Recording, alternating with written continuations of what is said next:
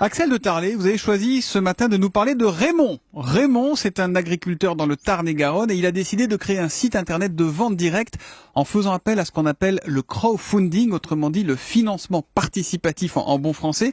C'est quoi le financement participatif ? Ça marche comment ? Est-ce que c'est sérieux ça ? Alors oui, c'est très sérieux. Des dizaines de milliers de projets voient le jour ainsi chaque année en France. Comment ça marche ?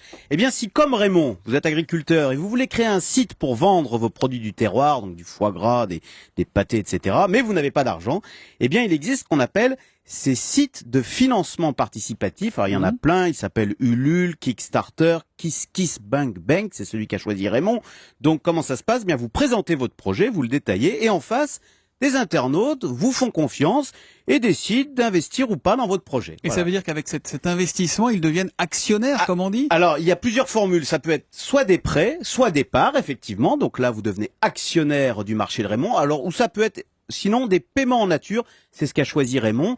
Par exemple, si vous mettez 30 € pour créer son site internet, Raymond, pour vous remercier, vous enverra un pot de foie gras. Si vous mettez 300 €, même il vous invite un week-end à la ferme. Si son projet aboutit, parce que c'est ça l'intérêt du système de ce crowdfunding, de ce financement par les foules. Vous pouvez vérifier la pertinence de votre projet parce que pour que votre projet aboutisse, il faut que vous ayez levé tous les fonds nécessaires en moins de 90 jours. Ça peut pas durer des années, sinon ça n'a voilà, aucun intérêt. Au bout de 90 jours, si vous n'avez pas levé l'argent, le système tombe. Donc, vous voyez, grâce à la multitude d'internautes, vous pouvez ainsi valider votre système.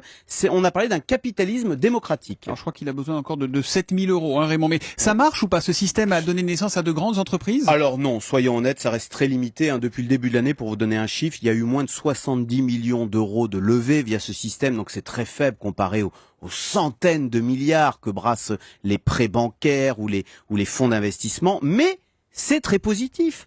Chacun peut ainsi monter son affaire dans le Tarn-et-Garonne, dans le cas de Raymond, tester une idée, sortir de sa coquille. Écoutez, c'est bien plus positif plutôt que de se morfondre chez soi en maugréant contre la crise et ces banquiers qui décidément ne veulent pas prêter. Eh oui, comme quoi c'est une façon de mettre le pied à l'étrier, on va dire, le crowdfunding, autrement dit le financement participatif. Par la foule, voilà, pour être tout à fait rigoureux. Il est bon en économie, il est bon en anglais, Axel de Tarlet, tous les matins à 7h10 sur Europe 1.